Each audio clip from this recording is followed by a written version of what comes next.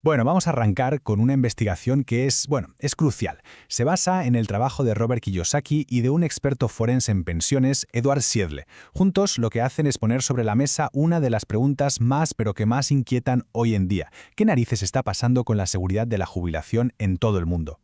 Y a ver, la pregunta que se plantea es alarmante. Y lo es, por un motivo muy claro. Según los autores, es que no estamos hablando de algo que podría pasar en el futuro, no. Estamos hablando de una crisis que está ocurriendo ahora, que ya está afectando a millones de personas.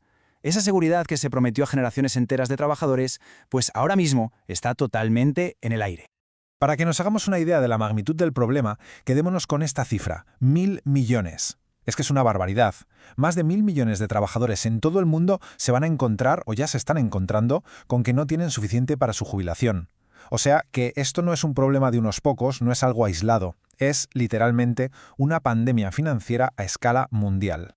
Entonces, aquí está la clave de todo, ¿no? Si una persona no llega a jubilarse, bueno, se podría pensar que es un problema individual. Pero, ¿qué pasa cuando son 1.000 millones de personas las que tienen exactamente el mismo problema?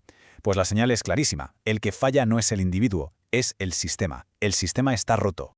A ver, para entender bien este crimen, por así decirlo, primero tenemos que saber qué es lo que se ha robado. ¿Cuál era esa promesa original? Esa idea de una jubilación segura sobre la que, en teoría, se construyeron nuestras sociedades. Pues mirad, después de la Segunda Guerra Mundial, la seguridad para la jubilación se basaba en algo que llamaban el taburete de 3 patas. Era un modelo bastante sencillo y predecible. La pata más fuerte, la más sólida, era la pensión de beneficio definido. Y su nombre lo dice todo, ¿eh? Significaba justo eso, una garantía de que ibas a tener unos ingresos fijos para toda la vida, pagados por la empresa. Era, en definitiva, un pacto social. Pero, claro, ese pacto se rompió. Y ahora, en este análisis, vamos a meternos de lleno en las 3 grandes vulnerabilidades, las 3 grietas que se abrieron en el sistema y que básicamente permitieron que todo se viniera abajo y que empezara el saqueo. Venga, vamos con la primera grieta. Resulta que en 1974, en Estados Unidos, se aprueba una ley, la ley ERISA, para proteger las pensiones de las empresas privadas. Hasta aquí todo bien. Pero, y aquí viene lo increíble, dejó completamente fuera a los fondos de pensiones públicos. Hablamos de maestros, bomberos, policías, millones y millones de trabajadores que de la noche a la mañana se quedaron sin esa protección federal que era absolutamente fundamental. La segunda grieta, bueno, esta tiene que ver con una pregunta muy simple. ¿Quién está al mando? ¿Quién gestiona todo ese dineral? Pues resulta que los consejos que supervisan miles de millones de euros en pensiones públicas suelen estar formados por políticos, por representantes sindicales, gente que, ojo, seguro que tiene muy buena intención, pero que legalmente no se les exige tener ni la más mínima experiencia en el mundo de las inversiones, que es súper complejo. Y para que se entienda el peligro, vamos a un caso real que lo ilustra perfectamente. Nos vamos a Rhode Island. Allí, una tesorera estatal, con una experiencia en inversiones mínima, por no decir nula, se hizo con el control del fondo de pensiones del Estado. Hablamos de 8.000 millones de dólares. Y lo que hizo fue empezar a tomar decisiones de un riesgo altísimo. ¿Y el resultado de todo esto? Pues un desastre. Una pérdida de 500 millones de dólares. Así, de golpe.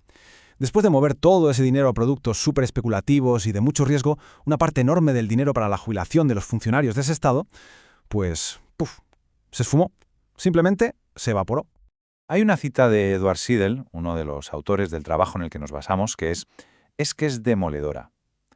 Él viene a decir que estas quiebras de los fondos de pensiones casi nunca son accidentes. No es algo inevitable del mercado. No, son el resultado directo de una negligencia que se veía venir, de no hacer caso a las señales de alarma. Son, en pocas palabras, fallos garrafales de supervisión. Y llegamos a la tercera grieta. Para muchos, esta es la más gorda de todas. El cambio masivo de las pensiones seguras de toda la vida a los planes tipo 401(k). Si miramos la tabla, se ve clarísimo. Todo el riesgo, absolutamente todo, pasó de la empresa al trabajador. O sea, se cambió una garantía de ingresos de por vida por una apuesta en la bolsa. Y el resultado es que la persona media, a los 65 años, tiene ahorrado lo justo para cubrir sus gastos durante un solo año. Un año. Es tremendo. Así que, resumiendo, tenemos un sistema sin protección legal, con gente sin experiencia gestionándolo y con los trabajadores asumiendo todo el riesgo. El escenario estaba, perfectamente preparado para el desastre o para el atraco. Y ahora vamos a ver cuál fue el arma que usaron para aprovecharse de todas estas debilidades. Y esa arma tiene un nombre: inversiones alternativas. ¿Qué es esto? Pues hablamos de fondos de capital privado, hedge funds. Son productos financieros súper complejos, muy opacos y sobre todo carísimos. Y los fondos de pensiones, que estaban desesperados por conseguir más rentabilidad, se lanzaron a meter ahí el dinero a espuertas. Y para que veamos lo bestia que ha sido este cambio, solo hay que mirar el gráfico.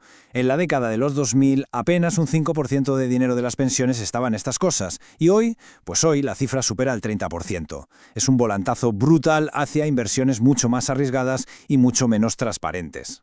En esta tabla se resume perfectamente por qué son tan peligrosas. Es que el contraste es brutal. Si las comparamos con las inversiones de toda la vida, las alternativas no tienen casi transparencia, te bloquean el dinero durante años, te cobran unas comisiones que son una locura y, para colmo, casi nadie las supervisa. Son, vamos, una auténtica caja negra. Y es justo ahí, dentro de esa caja negra, donde se está produciendo el saqueo. Así que ahora llegamos al punto clave de esta investigación. Vamos a seguirle la pista al dinero para descubrir la verdadera dimensión de todo esto. Y aquí viene lo que es probablemente el descubrimiento más explosivo del libro. Según las investigaciones forenses de Seidel, los fondos de pensiones están mintiendo. Mienten sistemáticamente sobre lo que le pagan a Wall Street en comisiones. Las cifras reales, las de verdad, pueden llegar a ser hasta 10 veces más altas de lo que admiten públicamente. Vamos a ponerle cifras, con un ejemplo que es devastador. Nos fijamos en el sistema de pensiones de Pensilvania. Durante un periodo concreto, pagó a gestores de Wall Street esta cantidad en comisiones: 4.300 millones de dólares. Una cifra mareante. Pero esperad, que ahora viene el dato que lo pone todo patas arriba. Esos 4.300 millones de dólares que se llevaron en Wall Street fueron más que todo el dinero que los propios trabajadores aportaron de su bolsillo en ese mismo tiempo. O sea, para que quede claro, Wall Street se llevó más pasta del fondo que la que metieron los propios cotizantes. Es alucinante. A ver, contar todo esto es muy impactante, sí, pero lo importante es, ¿y ahora qué? ¿Qué se puede hacer? Porque este análisis no se queda solo en denunciar el problema, sino que también da una especie de hoja de ruta para que la gente pueda empezar a proteger sus ahorros.